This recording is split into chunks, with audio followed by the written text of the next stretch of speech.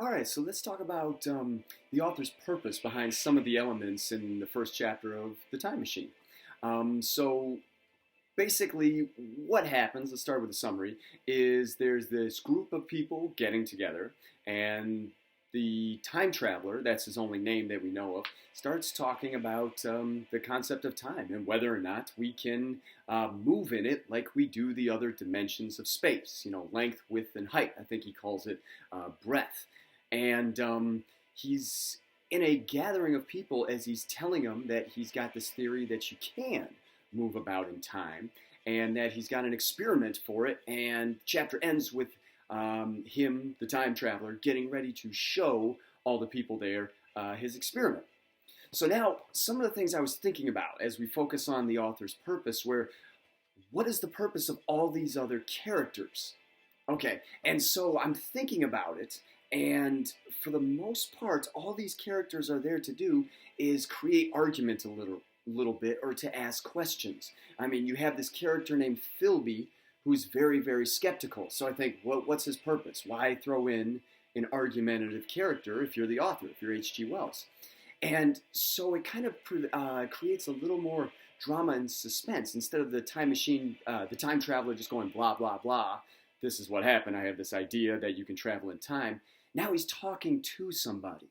And that's kind of the purpose I find with all the other characters. They all kind of stand for something. They all kind of represent something else. You have a psychologist there who represents, the study of the mind, looking at time travel from a mental point of view. You also have a medical man. So he's there to ask questions and look at time travel from, a doctor's point of view, a medical point of view. You have the point of view of the young man. So we think about time travel from the point of view of the young man who brings up, you could make a lot of money right there. You go back, you invest, and then travel forward and, get your fortune. So at this point, these characters are not very developed at all. In fact, we don't even know their names, which brings up another question. Why does the author not tell us their names? What's his purpose there? And at this point, I'm kind of thinking the purpose of not telling us their names is because they're not important. He doesn't want us to focus on those minor characters so much. He wants us to focus on the idea that the time traveler has, the idea of whether or not we can actually travel in time. And so one of the details in that first chapter was the barometer. Okay, he looked at it one morning and the mercury in the barometer was at a certain level, and then during the night it fell, and then during the next day it went up. And so if you just measure it, it looks like it hasn't moved much, from one spot to another, but it did move in time because it went up and down and up and down.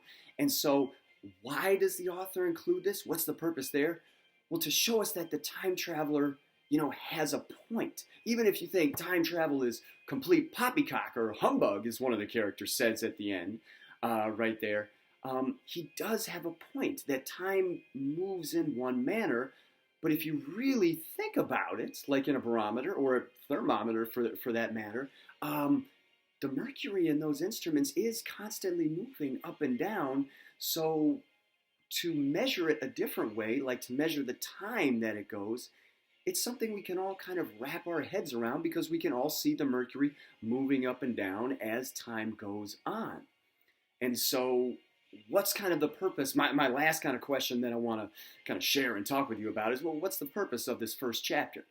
And I find it very, very similar to a lot of other stories. Is the first chapter is kind of just laying the base for the story. It's giving us the background information. Okay, it's setting up the plot for what the story is going to be, which you and I don't know yet. We don't know what the conflict is. We do seem to know the main character. We do know that it's this individual named the Time Traveler, though we don't even know his name.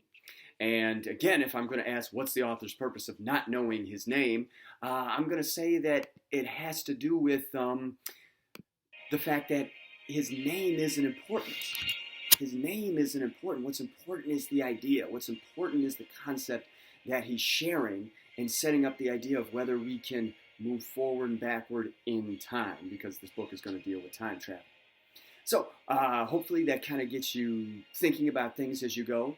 And remember that as you read on, either with me or without me, please make sure that you're constantly stopping every so often, especially every time we come into something new. We come across a new character, a new situation, Well, every time something new happens, ask yourself, what is the author's purpose here?